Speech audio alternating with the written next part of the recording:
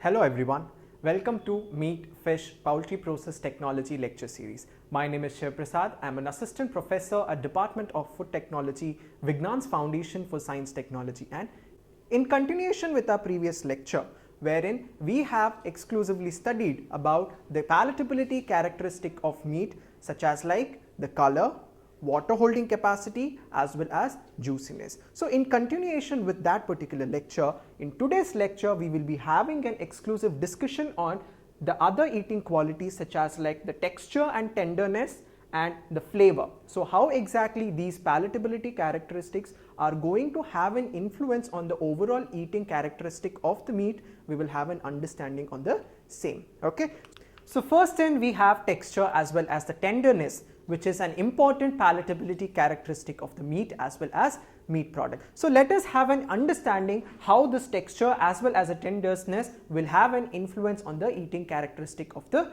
meat. So of all the palatability characteristic that we have studied so far, which includes the color, the water holding capacity, as well as the juiciness of the meat, texture as well as the tenderness is ranked or the most rated important palatability characteristic by the average consumer. So it is one of the top rated palatability characteristic which surpasses the color as well as the flavor of the meat product. So this is the most important one as far as the consumer acceptability of the meat is considered. Okay, so the texture, how exactly we can define? So the texture as seen by the eyes is a function of the size of the bundle of fibers. So the bundle of muscle fibers, as you can clearly see in this particular picture. So the bundle of muscle fiber is called as fascicle. Okay, so it is regarded as fascicle, which is in turn wrapped by perimycium.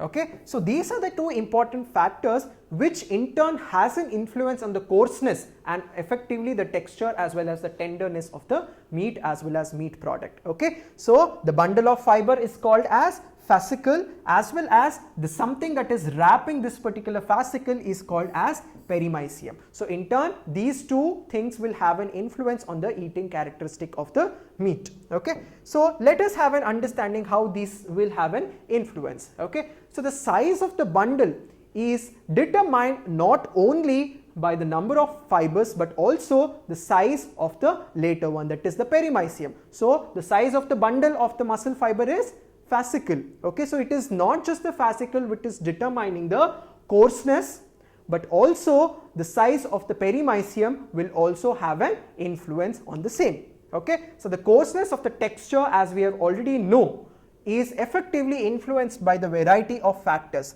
So one of the most prominent factor is the age. So as the age of an animal increase, the coarseness of the meat will also increase. So this is effectively because the size of the perimycium, okay, so the perimycium as well as the fascicle will also change, or it will increase according to the age of an animal. So in turn the coarseness of the meat is defined by the age of an animal. So as the age of an animal increase, so the perimycium layer as well as the fascicle layer will also increase, in turn imparts better coarseness to the meat. Okay, so this is something which has to be duly taken into consideration. Okay, so that is the reason. So the size of the muscle fiber, that is the bundle of muscle, is not only the factor which has an influence on the coarseness, but also the perimycium layer which is covering this fascicle is also very important as far as the texture as well as the tenderness of the meat is concerned. So these are the important things that has to be duly taken into consideration. So the overall impression as far as the consumer palatability characteristic is concerned, so this texture as well as tenderness can be felt in three different aspects. So what are these three important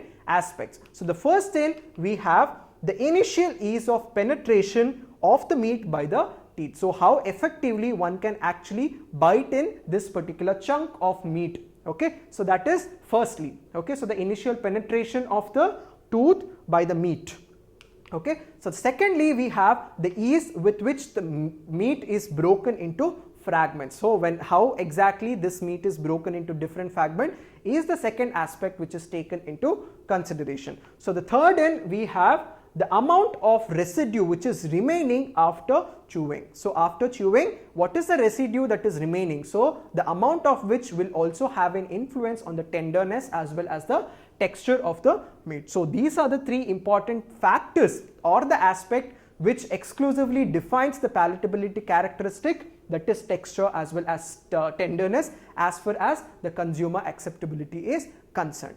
Okay, so next then we have the influential factors. So the factors which are actually having an influence on the tenderness of the meat. So let us have an understanding what are all the different factors which contributes to the tenderness of the meat. So the first thing, we have the pre-slaughter factors. So the pre-slaughtering factors effectively includes the animal exclusively, that is the age. So the age of an animal will also have an influence. So as I've already told you, so the age of an animal significantly produces coarseness of the meat. So the coarseness of the meat increases as the animal age also increase. So similarly, the sex of an animal. Okay, so in case of male animal, the coarseness of the meat will be greater in comparison to the female animal. Okay, so also the breed and the species of the animal. So the breed as well as the species of the animal will also have an influence on the coarseness as far as texture and tenderness of the meat is concerned. To give you an example, in case of large animals such as like cattle, okay, so the coarseness of the meat will be greater in comparison to the small or medium sized animals such as goat as well as sheep. Okay, so herein we have a decreased coarseness or tenderness of meat in comparison to the large animals such as like cattle. So the pre-slaughtering factors such as like age, sex, breed and the species of an animal will in turn have an influence on the tenderness of the meat. Okay, so next thing, we have post-slaughtering factors. So the post-slaughtering factors is effectively the rigor of the meat. So the rigor mortis. So how exactly the rigor mortis will have an influence on the tenderness of the meat. So as we are already aware, whenever the meat is undergoing the rigor mortis process, so there is an effective decrease in the pH. So the pH significantly drops during the process of rigor mortis. So whenever the pH decreases, so it will in turn have an influence on the tenderness of the meat. Okay, so the tenderness of the meat. So the decrease in the pH will improve or increase the tenderness of the meat. So this is the post-mortem change which is happening. So after slaughtering, what are all the post-mortem change that is happening? Predominantly the rigor mortis, so during which the pH drops and in turn the tenderness of the meat is also increased. So that is also one of the important factor which has to be duly taken into consideration. So besides that, cooking characteristic of the meat is also predominantly important as far as the tenderness of the meat is concerned. So this cooking characteristic is influenced by variety of factors. So what are those factors? It can be the temperature of cooking. Okay, so the temperature of cooking is also one of the important factor, and the time of cooking and what type of muscle that is being considered for cooking purpose. So these are the three important factors which in turn have an influence on the cooking characteristic as far as the tenderness of the meat is concerned. So what type of muscle or meat is being considered for cooking, what is the temperature that is significantly used for cooking of the meat, and also the time up to which the meat is being cooked. So these are the three influential factors which has to be duly taken into consideration whenever we are having a or expecting a better tenderness as well as texture in case of the meat as well as meat factor. So cooking is also an important factor that has to be duly taken into consideration. So this is about the texture as well as tenderness as an important palatability or eating quality of meat. Alright, so the next important palatability characteristic or the eating quality of meat is odor as well as taste. So as we are already aware, odor and taste are together called as flavor.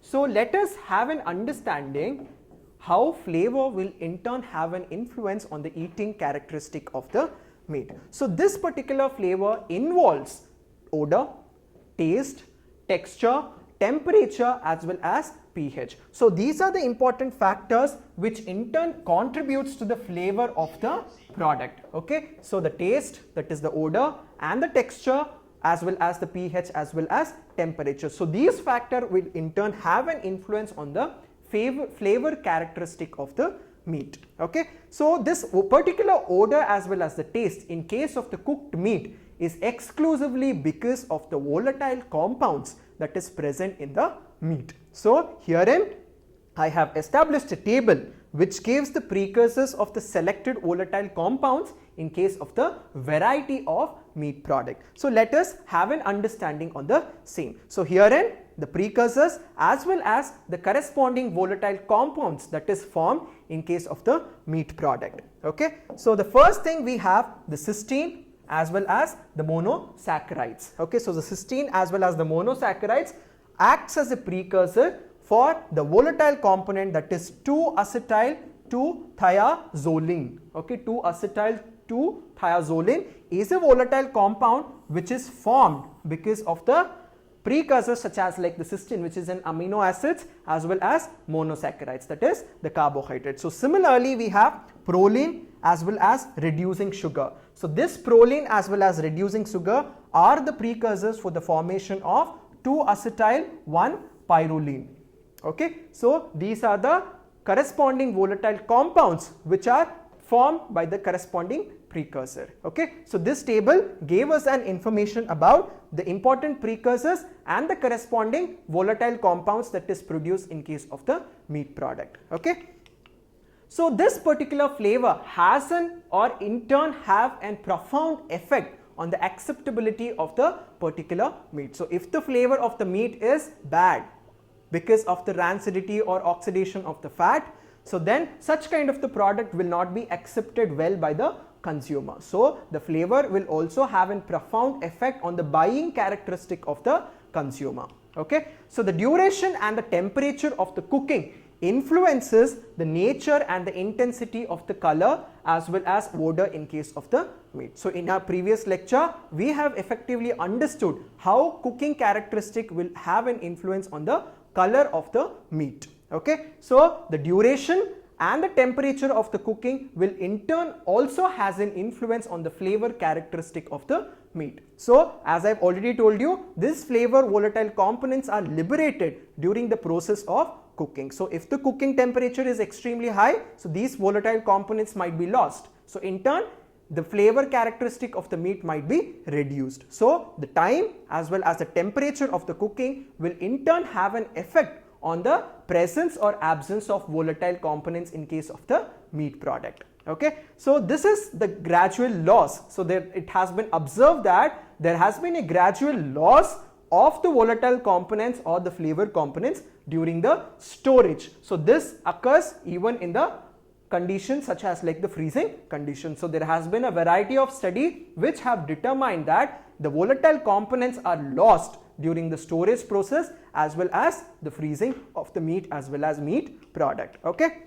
so during the cooking the flavor get pronounced and become meaty. Okay, so let us have an understanding what are all the flavors that is imparted whenever it is subjected for cooking. So different meat as well as the corresponding flavor. Okay, so whenever we are subjecting fresh cooked beef, okay, so the flavor characteristic that is exclusively observed is metallic as well as astringent. So these are the flavor compounds or the flavor palatability characteristic which is experienced by the consumer whenever they are consuming freshly cooked beef. Okay, so similarly we have veal, which is calf meat. Okay, so they impart sweet as well as flat flavor to the consumer whenever they are consume it. So similarly we have pork, which in turn imparts sweet as well as bland flavor. So these are the corresponding flavors to the respective meat products such as like the beef, veal as well as pork. Okay, so next thing, this particular thing that has to be taken into consideration is during long-term storage most of the meat develops rancid odor due to the oxidation of the fat, which we are pretty much aware. So oxidation of fat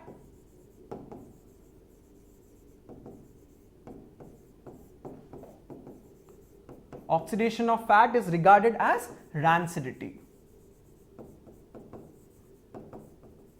So as we are already aware, this rancidity can be of two important types. So it can be hydrolytic as well as oxidative. Okay, so the hydrolytic rancidity is exclusively because of the enzyme such as like lipase. So lipase is an enzyme which is responsible for causing hydrolytic rancidity, while oxidative rancidity is because of exposure of the product to the metal such as like iron, copper, and also the exposure of the meat product to the oxygen. So these are the two things which in turn has an influence on the oxidative rancidity of the meat product. Okay, so the oxidation of the fat is regarded as rancidity, and as we are aware, the rancidity can be of two distinct types, that is hydrolytic as well as oxidative. Hydrolytic rancidity is exclusively caused by the enzyme lipase, which is produced by a variety of microorganisms, and the oxidative rancidity is caused exclusively by the exposure of the meat to oxygen, or whenever they are coming in contact with the metal such as like iron as well as copper. So in turn they initiate oxidative rancidity. Okay, so whenever the oxidation or the oxidation of the fat occurs, so the flavor characteristic of the meat is disturbed. That means, so they in turn produce free fatty acids. During the process of rancidity, the one of the predominant compound that is formed is free fatty acids. So the free fatty acid that is formed will impart bad flavor. Okay, so which involves both odor as well as taste. So the palatability characteristic of the meat is exclusively changed because the free fatty acid that is formed will impart bad odor as well as taste to the final product, and that is the reason why it is always advisable to have a particular kind of a storage temperature, which will in turn ensure that there is no susceptibility of the meat product to the rancidity, that is oxidation of the fat. Okay, so the flavor that is found exclusively in case of beef can be muttony as well as tallowy, which is highly unacceptable, and similarly in case of pork it can impart stale, cheesy as well as fishy flavor. Okay, so these are the byproducts, that is exclusively because of the formation of the free fatty acids, which in turn imparts stale, cheesy as well as the fishy flavor to the pork. So as we are aware, so pork is rich in fat, so it has a higher amount of fat in comparison to the other meat. Okay, so and hence it is highly susceptible for oxidation of the fat. So similarly in case of meat is spoiled during the storage, it emanates putrid odor due to the protein decomposition. So due to the protein decomposition, what happens? So the decomposition of the protein can occur in two different types, in the presence of oxygen or in the absence of oxygen. Okay, so in the presence of oxygen it is called as proteolysis. In the absence of oxygen it is regarded as putrefaction. Okay, so this proteolysis is exclusively because of an enzyme called as proteases. So proteases is an enzyme which is in turn responsible for breaking down of the protein in the presence as well as in the absence of oxygen. So in the absence of oxygen it results in putrefaction. So this putrefaction produces a varieties of byproducts. One of the predominant one is H2S.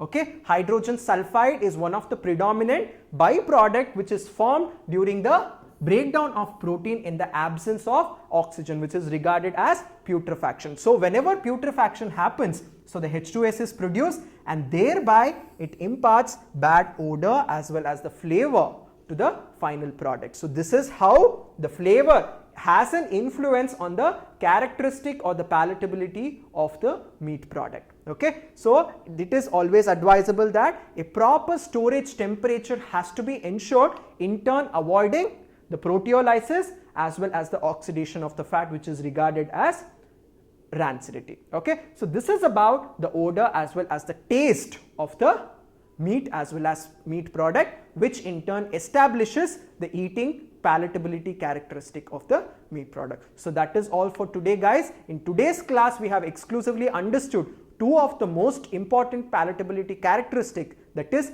texture and tenderness of the meat, as well as the flavor, which is together called as odor as well as taste. Okay, so I hope this particular class, wherein we have effectively understood the palatability characteristic of the meat, is exclusively understood by each and every one of you. Thank you very much, guys.